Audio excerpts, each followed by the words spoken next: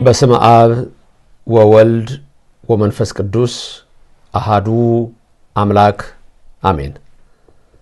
በመላው ዓለም የምትገኙ በክርስቶስ ክርስቲያን ተብላችሁ የተሰየማችሁ አይንተ እግዚአብሔር አበው ካህናት፣ አሃው ዲያቆናት፣ የቤተክርስቲያን ጌጦቿ ምእመናን፣ እግዚአብሔር አምላክ የሚወዳችሁ ሕፃናት ጭምር የአብ ጸጋ የወልድ ቸርነት የመንፈስ ቅዱስ ኅብረት አንድነት ከሁላችን ጋር ይሁን። ያማላጂቱ የቅድስተ ቅዱሳን የድንግል ማርያም ምልጃ ረድኤት በሁላችን አድሮ ይኑር። ለትንሣኤዋ ለርገቷ ለፍልሰቷ ያበቃን እግዚአብሔር ለዚች ሰዓትና ጊዜ እንዳደረሰን ለዓመቱ ደግሞ እንዲደምረን የሱ ቅዱስ ፈቃድ ይደረግልን። ሌሎችም በሌላ እምነት ሆናችሁ ከዚህ ገጽ ትምህርት እናገኛለን ብላችሁ የምትከታተሉ በጠቅላላ ለእናንተም የከበረ ሰላምታዬ ይድረሳችሁ። ባላችሁበት ሁሉ የልዑል እግዚአብሔርን ሰላም እመኝላችኋለሁ። ሀገራችን ኢትዮጵያ መላውን ዓለም ሰላም ያድርግልን። ለሰው ልጆች ሁሉ ፍቅርና አንድነት ይደረግ። በቀራንዮ አደባባይ እጆቹን ለሕማም ዘርግቶ ደሙን ያፈሰሰ ኢየሱስ ክርስቶስ አሁን የምንሰማውን ቃል በልቡናችን ጽላት ይጻፍልን፣ በአእምሯችንም ይቅረጽልን። ዛሬ ለጠይቃችሁ የወደድኩት አንድ ጥያቄ አለ። እመቤታችን አሁን የት ነች? ገነት ወይስ መንግስተ ሰማያት? ምርጫ ሰጣችሁ። ሁለት ምርጫ። በዚህ ላይ እንማማራለን። መንፈስ ቅዱስ ለነቢያት፣ ለሐዋርያት፣ ለሊቃውንት ሚስጥሩ እንደገለጸ ለኔና ለናንተም ይግለጽልን። በረድኤትም በቸርነትም አይለየን። በመጀመሪያ የእመቤታችን የቅድስተ ቅዱሳን የድንግል ማርያም ዕድሜ ስንት ነበረ? 64። በዚህ ምድር ላይ የኖረችው ዕድሜ 64 ነው። አቆጣጠሩ ልንገራችሁ። ባለፈው የአባ ሕርያቆስን ውዳሴዋን በዕድሜዋ ልክ 64 እንዴት ይጸልይ የነበረውን ወበሳድስና ጸሎተ በእንተ እግዝእትነ ማርያምን እንደገና ደግሞ ውዳሴውን ከሰኞ ጀምሮ እስከ እሑድ ስታስደርሰው ቁጥሩ 64 እንደነበር አይተናል። የዕድሜዋ እንዲህ ነው የምትቆጥሩት፣ ማወቅ ለሚፈልግ ነው። ይሄ አንደኛው በእናት በአባቷ ቤት የኖረችው 3 ዓመት ነው። በቤተ መቅደስ 12 ዓመት ነው። አንድ ላይ ስንት ይሆናል? 15 ይሆናል። ጌታን ጸነሰች። ስንት ወር ጸነሰችው ጌታን? 9 ወር። አሁን ስንት ዓመት አለን ማለት ነው? 15 ዓመት ከ9 ወር ጌታን ስትወልደው። ከጌታ ጋር 33 ዓመት ከ3 ወር አብራ ኖረች። በ33 ዓመቱ ከ3 ወር አስተምሮ በቀራንዮ አደባባይ ጌታችን ተሰቀለ። ከሱ ጋር የኖረችው 33 ዓመት ነው። አሁን 33 ዓመትን ከ3 ወር ስትደምሩት 15 እና 33 የሚመጣውን ታውቃላችሁ። 15 እና 33 ከዛ እንደገና 9 ወር ከዛ ደግሞ ከዚህ ስንት ወር አለ? 33 ዓመት ከስንት ወር ነው አብራ ከጌታ ጋር? ከ3 ወር። 3 ወሩና 9 ወሩ ምን ያህል ይመጣል? 1 ዓመት ይሆናል። አጠቃላይ ይሄን ስትደምሩት ስንት ይመጣላችኋል? 49 ይመጣላችኋል። ከዛ ጌታችን ኢየሱስ ክርስቶስ በመስቀሉ ላይ ሳለ ለሚወደው እስከ ሞት ድረስ ለታመነው ለቅዱስ ዮሐንስ ወልደ ነጎድጓድ እናትህ እቹት ብሎ ሰጠው። ተመልከቱ። አሁን እናትህ እቹት ልጅሽ ይሄው ብሎ በቃል ኪዳን በመስቀሉ ላይ ሆኖ ከሰጠ በኋላ ዮሐንስ ወንጌላዊም ወደ ቤቱ ወሰዳት ይላል። ስንት ዓመት ከሱ ጋር ኖረች? 15 ዓመት ኖረች። 15 እና 49ን ስትደምሩት የእመቤታችን ዕድሜ ታገኛላችሁ። 64 የሆነው በዚህ ነው። የተጸነሰችው ነሐሴ 7 ነው። የተወለደችው ግንቦት 1 ቀን ነው። ያረፈችው ጥር 21 ቀን ነው። ሐዋርያት እየደጋገሙ ስለጾሙት በዚህ በነሐሴ ውስጥ ትንሣኤዋን፣ ፍልሰቷን፣ ዕርገቷን ገልጾላቸዋል። ለእኔና ለእናንተም ገልጾልናል። ስሙ ለዘላለም የተመሰገነ ይሁን። እና ለጥያቄ እኮ ነው የመጣሁት። መልሳችሁ ምንድን ነው? እመቤታችን አሁን የት ነው ያለችው? 4 ቦታዎች ልንገራችሁ። መጀመሪያ 4 ቦታዎች፣ 2ቱ መልካም፣ 2ቱ ደግሞ መልካም ያልሆኑ። 2ቱ መልካም ያልኳቸው ገነትና መንግሥተ ሰማያት ናቸው። የእነዚህ ተቃራኒዎች ደግሞ ሲኦልና ገሃነመ እሳት ናቸው። ለምሳሌ ብዙ ጊዜ የተለመደው በተለይ በውጭ ዓለም በፈረንጆቹ ላይፍ አፍተር ዴዝ የሚል ነው የተለመደው። ላይፍ አፍተር ዴት፣ ከሞት በኋላ ህይወት። በኦርቶዶክስ በእኛ እሳቤ ግን ትንሽ የምንጨምረዋል። እንዴት?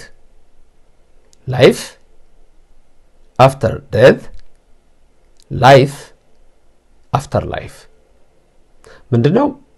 ከሞት በኋላ ህይወትና ከሞት በኋላ ህይወት፣ ከህይወት በኋላ ህይወት ነው ያልኳችሁ።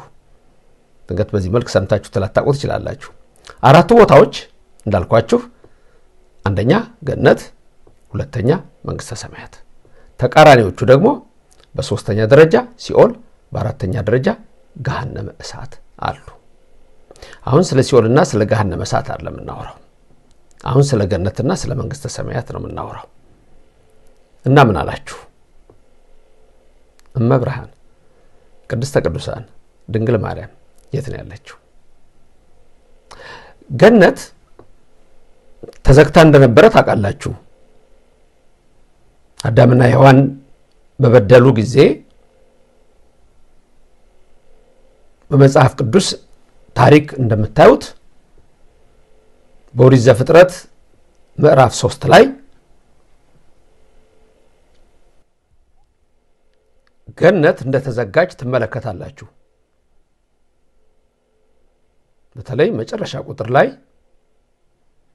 የምታገኙት እግዚአብሔር አምላክ አዳምን ከኤድን ገነት አስወጣው ይላል። ገነትንም በኪሩቤል በምትገለባበት ሰይፍ አስጠበቃት ይላል።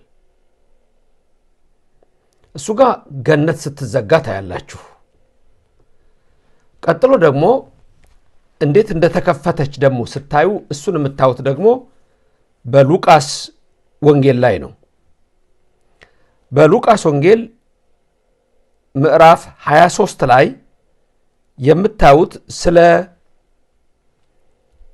ጌታችን ስቅለት ሲሆን ከሱ ጋር ስለተሰቀሉት 2 ሽፍቶች ይነግራችሁና በግራ ያለው እንዴት ጌታን እንደሰደበ በስተቀኝ ያለው ደግሞ በመንግስት በመጣህ ጊዜ አስበኝ እንዳለው ታያላችሁ። እሱም ቁጥር 42 እና ቁጥር 43 ላይ ነው። እሱ ጋር ላንብብላችሁ፣ ተመልከቱት። በቀኝ የተሰቀለው ወንበዴ የነበረው ሰው ጌታችን መድኃኒታችን ኢየሱስ ክርስቶስን ምን አለው? ኢየሱስንም ጌታ ሆይ በመንግስት በመጣ ጊዜ አስበኝ አለው። ኢየሱስም እውነት እልሃለሁ ዛሬ ከኔ ጋር በገነት ትሆናለህ አለው።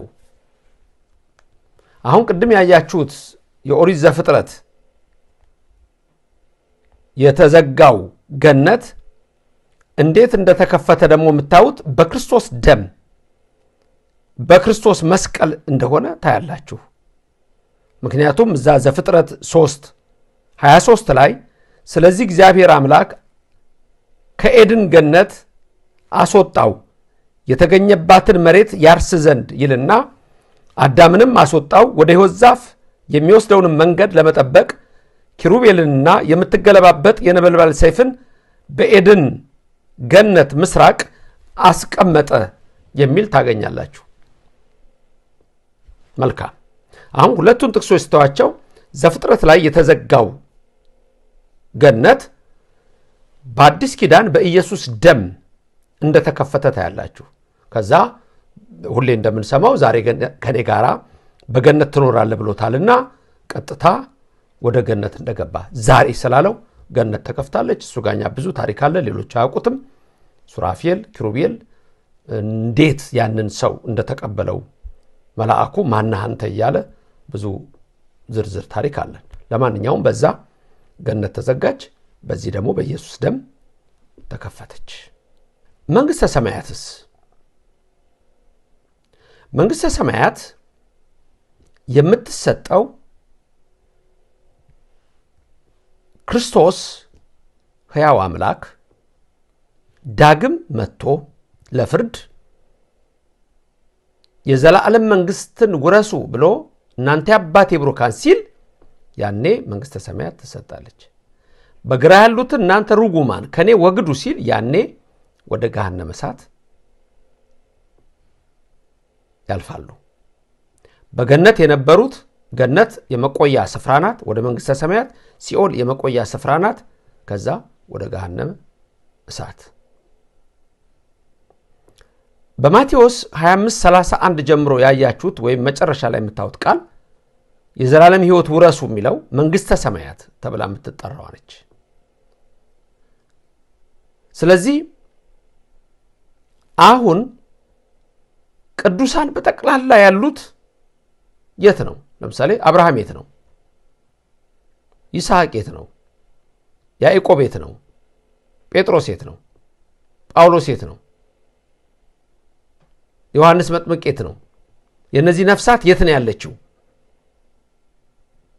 በነፍስ ነው ያሉት። እነዚህ ከነስጋቸው በብሔረ ሕያዋን ያሉ እንደ ኤልያስ በቴስቢ ዘገለዓድ የነበረው ያ ቀናኢ የእግዚአብሔር ነቢይ፣ እንደ ዮሐንስ ወንጌላዊ ያሉት፣ ያ ደግሞ የመጀመሪያው መጽሐፍ የጻፈ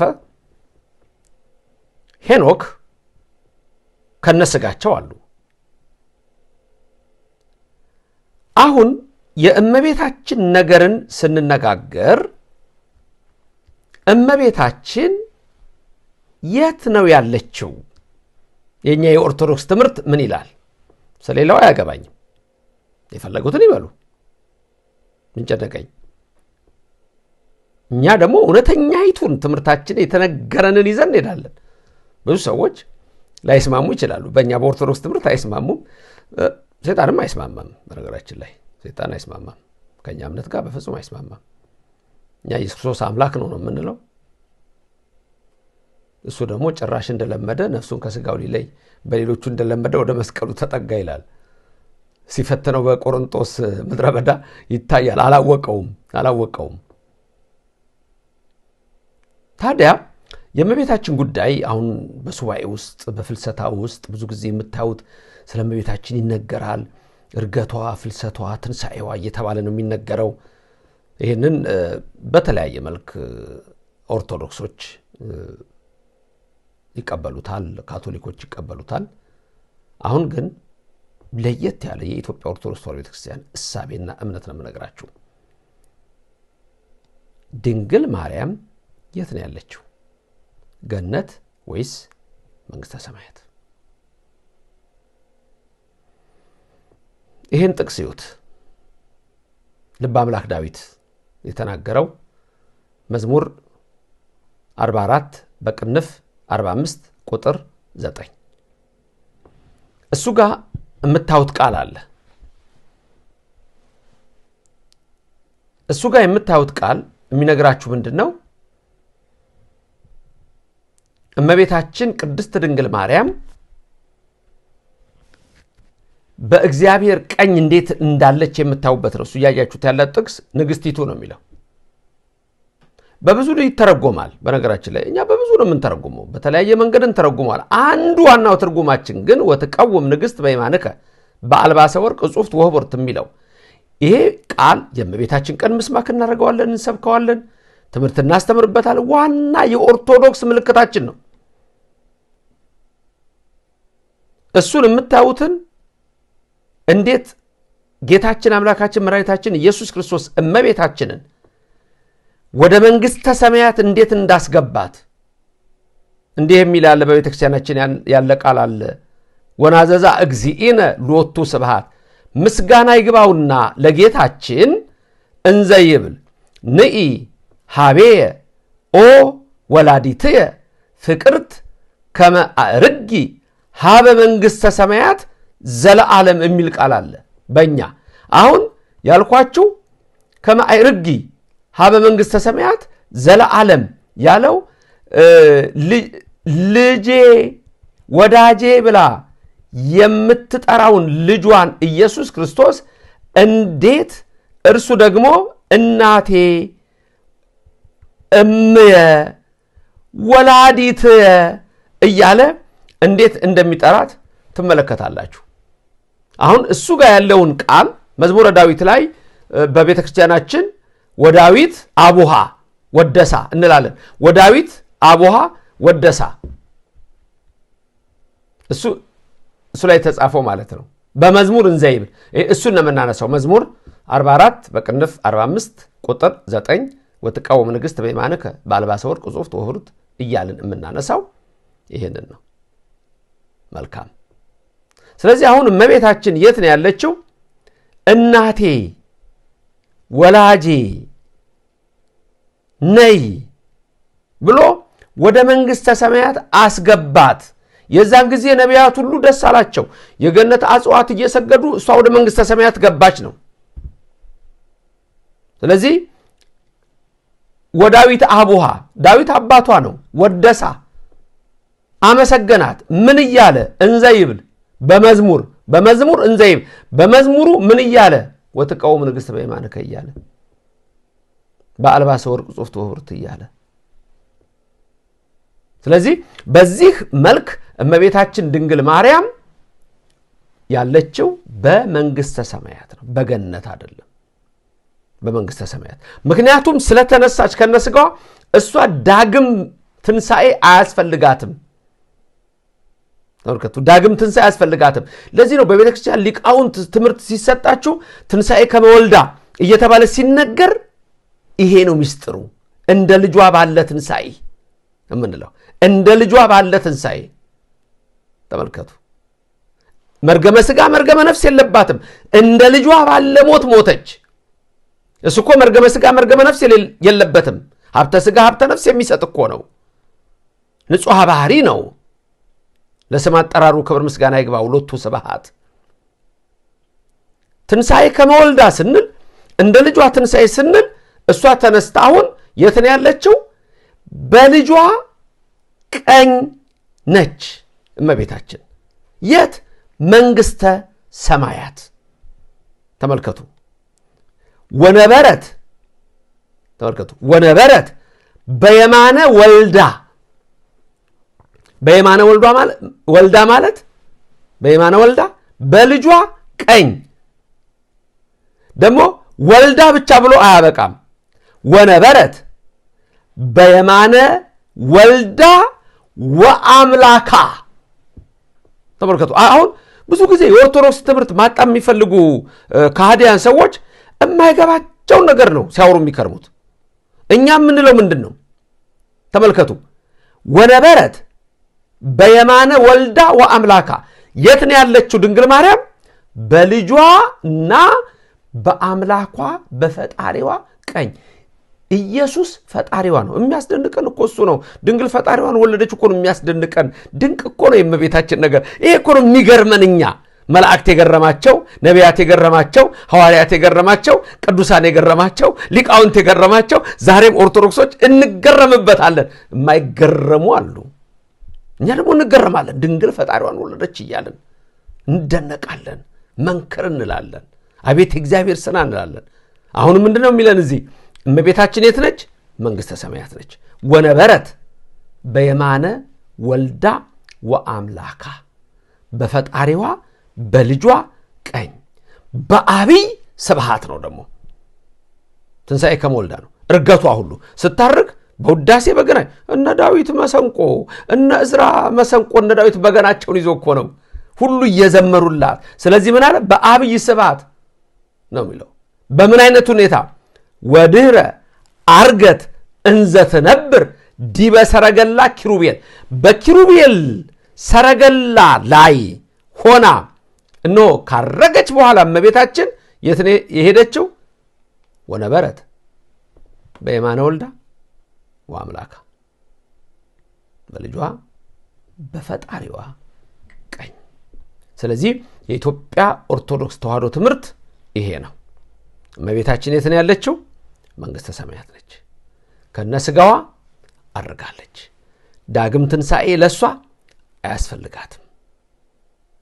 ትንሣኤ ከመወልዳ። ተመልከቱ፣ እግዚአብሔር ይህን ለድንግል ማርያም ቢያደርግላት በዛባት። እናንተስ ደስ አላችሁ ወይስ ተበሳጫችሁ? አሁን ድንግል ማርያም ከልጇ ቀኝ ነች ስላችሁ ደስ አላችሁ? ከአምላኳ ቀኝ ነች ወነበረት ያለው ካረገች በኋላ ሲያይ በሰረገላ በኪሩቤል ተመልክቶ። ምክንያቱም ጌታችንና መድኃኒታችን ኢየሱስ ክርስቶስ አስቀድሞ ምን ብሏል? እናቴ ነይ፣ ስሙ የተመሰገነ ይሁን፣ ነይ እናቴ ብሎ እመቤታችን ቅድስተ ቅዱሳን ድንግል ማርያምን በመንግሥተ ሰማያት አኑሯታል፣ በመንግሥተ ሰማያት አሳርፏታል። ከዚህ የተነሳ እኛ ኦርቶዶክሳውያን ትምህርታችን በጠቅላላ በዚህ ላይ ያለ ነው። አጽናናት ወናዘዛ፣ አጽንቶ አጽናንቶ እግዚእነ ጌታችን ሎቱ ስብሐት ምስጋና ይግባውና እንዘ ይብል እንዲህ አለ እናቱን እመቤታችን፣ ንኢ ነይ፣ ንኢ ነይ። ነገ የምናየው ትምህርት ንኢ ርግቤ ሰናይት የሚል ነው። እነ ሶሎሞን ያሉትን ያሬድ የደገመውን እንደገና ደግሞ አሁን ነገ በእሑድ ሰንበት እኛ የምንለው እሱን የሚመለከት ነው። ንኢ ሀቤ፣ ወደ እኔ ነይ፣ ኦ ወላዲትየ፣ ወላጄ እናቴ ሆይ፣ እናቴ ሆይ። ተመልከቱ፣ ኦ ወላዲትየ እናቴ ሆይ ፍቅርት አላት። ደግሞ አቤት ኦ ወላዲትየ ፍቅርት፣ የተወደድሽ እኔ ስጋሽን ነፍስሽን ለተዋህዶ የመረጥኩት የወደድኩሽ፣ ምእመናን የሚወዱሽ፣ እኔ እናቴ ብዬሽ እነሱም እምነ የሚሉሽ፣ እህቶሙ ለመላእክት የተባልሽ፣ ትንቢቶሙ ለነቢያት የተባልሽ፣ ሞገሰ ስብከቶሙ ለሐዋርያት የተባልሽ፣ እሞሙ ለሰማዕት የተባልሽ ኦ ወላዲትየ ፍቅርት አላት ኢየሱስ። ንኢ ሀብዬ፣ ነይ ወደ እኔ አላት። ወዴት? በመንግሥተ ሰማያት ያኖራት ዘንድ። ሲያሳርጋት ሲያነሳት እኮ ከማዕርጌ አላት፣ ነይ አሳርግሽ ዘንድ። ወዴት? ሀበ መንግሥተ ሰማያት፣ ሀበ መንግሥተ ሰማያት።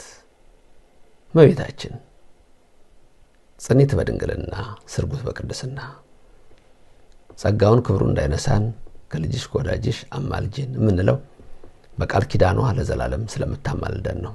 ሕያው የሆነ ቃል ኪዳን አላትና ድንግል ማርያም የት ነች? በልጇ ቀኝ፣ በአምላኳ ቀኝ በመንግሥተ ሰማያት ናት። ትንሣኤ ከመወልዳ የሚያሰኘው ይሄ ነው። የሰማነውን በልቡናችን ያሳድር። ከተጠቀማችሁበት ትውልድ እንዳይጠፋ ሌላውም ሰው አንድ በአፍ አዳርሱ። የሰማችሁትን በአፋችሁ ተናገሩ። ሁለት ደግሞ በዚህ በምትጠቀሙበት ኮምፒውተሩ ደግሞ ሼርና ላይክ አድርጉ። በጣም የምደግፈው አንዱ ላይክና ሼር ታደርጋላችሁ። በአፋችሁ ደግሞ የሰማችሁትን እንድትናገሩ ፈልጋለሁ። ምስክርነት ነው። ዝም ብላችሁ አታብቁ። ቢያንስ ለምታዩ የሰማችሁ ይስማችሁ፣ ያልሰማችሁ ይተው። እናንተ ግን ተናገሩ። ላይክና ሼር ስታደርጉ ለማታውቁት ለጓደኞቻችሁ ነው የምታደርጉት። ለምታውቁት ሰው ደግሞ በአፍ ንገሩት። አዲስ የመጣችሁ ሰዎች ደግሞ ሰብስክራይብ አድርጉና የእግዚአብሔር ቤተሰብ ሆናችሁ አብረን እንማማራለን። ድንግል ማርያምን ያልጠራ ነቢይ ያልጠራ ሐዋርያ የለም። ንግሥቲቱ በቀኝ ትቆማለች፣ በወርቅ ልብስ ተጎናጽፋ ተሸፋፍና ትቆማለች። 1 በቀኝህ በክብር ትቆማለች። 2 ትቆማለች፣ በሰጣት ክብር ጸንታ ትገኛለች። 3 ትቆማለች፣ ከሌ ቆመልኝ፣ ለኔ ላንተ ላንቺ ድንግል ማርያም ትቆምልናለች በልጇ ፊት።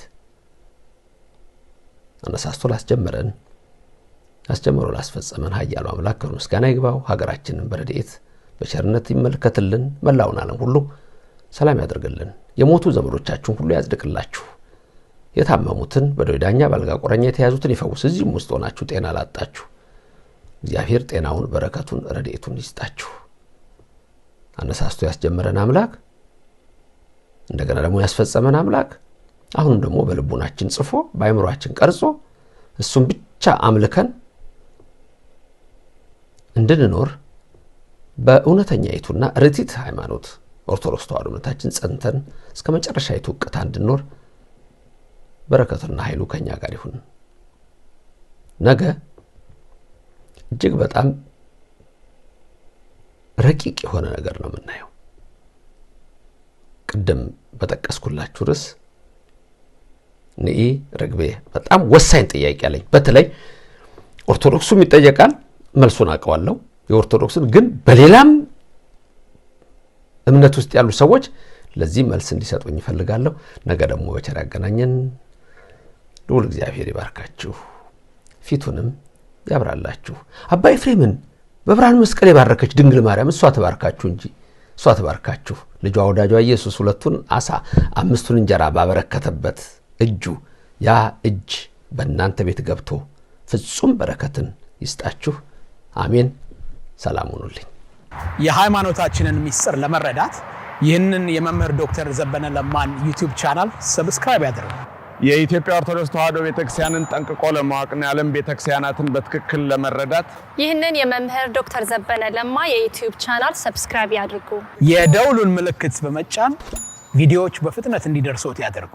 በህሊናው የሚመላለሱ መልስ ያላገኙላቸው ጥያቄዎች ካለዎት የኢትዮጵያ ቤተክርስቲያን ታሪክ ለመረዳት እንዲሁም የዓለም አብያተ ክርስቲያናትን ታሪክ ለማጥናት ከክርስትና ጋር የተያያዘ ማህበራዊ ጉዳይ ካለዎት የተዋሕዶ እምነታችንን በስፋት ለመማር የተለያዩ ወቅታዊ የቤተክርስቲያን ጉዳዮችን ለማወቅ ይህንን የመምህር ዶክተር ዘበነ ለማን ዩቲዩብ ቻናል ሰብስክራይብ ያድርጉ። የደውሉን ምልክት በመንካት ቪዲዮዎቹን በፍጥነት እንዲደርሱ ያድርጉ።